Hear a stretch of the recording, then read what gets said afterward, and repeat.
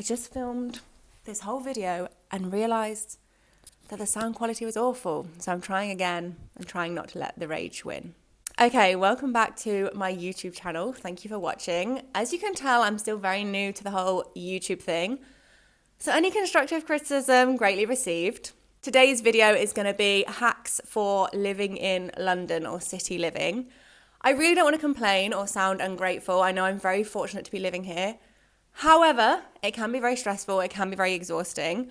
So I came up with a little list of things that I think make living here a bit more comfortable. I like to think of it as comfort maxing as opposed to friction maxing. I feel like a lot of us probably have enough friction going on already and we just want to be comfortable. Okay, the first hack is related to commuting, as quite a lot of these hacks are. I want to say this is in no way, shape or form sponsored. I am nowhere near popular enough to have any kind of sponsorship. But I have I think they're called Loop Dream 2 or something like that earbuds, and they are a game changer for commuting. So when I first tried these, I put them in and I actually wasn't that impressed. And then when I took them out, I could not believe how much sound they were actually filtering. So I wear them, one, to protect my hearing. Sometimes I just like to put them in and just zone out if it's an early morning commute. Or they're really good if you want to put them in and read on the tube when everyone around you is playing their music out loud or watching their YouTube videos out loud. Another related commuting tip is that I no longer like to sit down on the tube. This is probably quite divisive of people that are like, as if you ever sat down on the tube, and also other people that are very much, no, if there's a free seat, you go and nab it. So there's a couple of reasons for this. The first one is that the manspreading in London has gotten out of hand. It's got to the point where nearly every journey I felt like I was having to battle for my own seat. I felt like I was having to get really stressed about having some confrontation with some random person on the tube, and it just wasn't worth it to me. I'm all for standing up for myself, but it has to be safe, and I don't want to feel like every single journey I'm getting into an argument. So I was like, I'm just going to remove myself from this situation. And my favorite seat now is where you lean up against this end of the carriage, if you can picture what I mean. So you still have the comfort to get your book out or do whatever you want, but you have so much more space around you. And another reason is that even when someone is not manspreading, they're still quite narrow seats, and you still find you have to be very close quarters with everyone. And I just find it more enjoyable to have a bit more of my own space at the end of the carriage.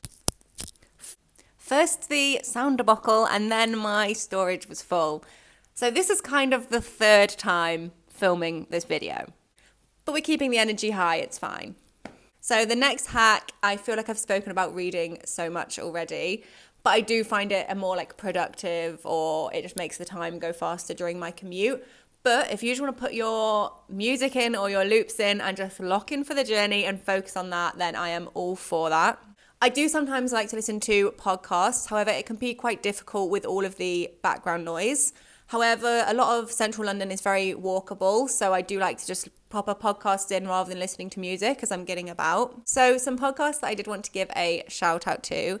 Anything Goes by Emma Chamberlain is one of my favorites. I think her takes are really insightful. She has a really chatty, informal format, which kind of feels like you're listening to a long voice note from a friend, which I really enjoy for whilst I'm walking about. There's an Australian podcast called Mamma Mia Out Loud, which is a group of women that talk about things that are interesting in the cultural zeitgeist, as well as news and other topics. And it took me a couple of episodes to get into it, but now it is one of my absolute favorite podcasts. The reason I persevered is that it was a recommendation from Sam Todd, who is a YouTuber with a really great energy, and I definitely recommend you check out her channel. And the last podcast I want to give a shout out to is another Australian podcast called She's on the Money. And I kind of pick and choose what episodes I listen to. And to be honest, I haven't been listening to it as much recently. However, it's a lot about financial sensibility. And I do think it's helpful to every so often check in with it, listen to a couple of episodes, and it kind of brings my own financial spending or makes me think about my financial priorities. Makes me feel like I'm perhaps being a bit more responsible than I actually am just by listening to the podcast. And I found that podcast through a influencer. I think her name is Brooklyn Taylor, and she got quite popular last year as she did a 1 fun money purchase per month, so only 12 fun money purchases for the year. And I really enjoy her content. I tried to implement her fun money limitations in my own life. I've been somewhat successful, somewhat unsuccessful, but we're only in March, so it could go either way at this point. It could go either way. I now just like keep checking to make sure that this is recording and the storage is not full again. Okay, the next hack is to invest in a comfy backpack. I'm talking comfy shoulder straps. I'm talking it's got enough room for a laptop, maybe 2 laptops, the book you're reading, some books you might need for work, your gym kit, anything you might need. So rather than carrying a tote bag, a trolley, a backpack, different bags, it's so much more comfortable for getting on and off of public transport, for just walking around, when you have one bag that you know it has everything that you need in it. And as I've mentioned it there, the next hack, I kind of think it's like me just projecting my hobbies onto everyone, but having a good gym routine or finding a gym that you really like or a good running routine to have a healthy outlet for the stress of everyday life. Sorry, that was another interruption there. So for me, having my super cathartic spin class where I can sing my little heart out, I'll be dripping in sweat. And I remember seeing somewhere that when you are, or getting really sweaty is like a bath for your brain. And for me, that really helps to like envision that. And I feel like I'm washing away the stress of the day and just feeling more like myself or a calmer version of myself. And lastly, I'm going to give a seasonal hack, which is investing in a large duvet style coat. So for the winter, this is a game changer. I used to be that person that was always in a little coat, always complaining about being cold, but that is not me anymore. So having like a large duvet coat makes you feel so like bundled up and protected from the world. I feel like I'm like in a safe little cocoon as I'm going about my daily business, and I cannot recommend it enough. I'd say try and invest in one from Vinted or secondhand, and genuinely you'll find it makes everyday life so much more comfortable in the winter.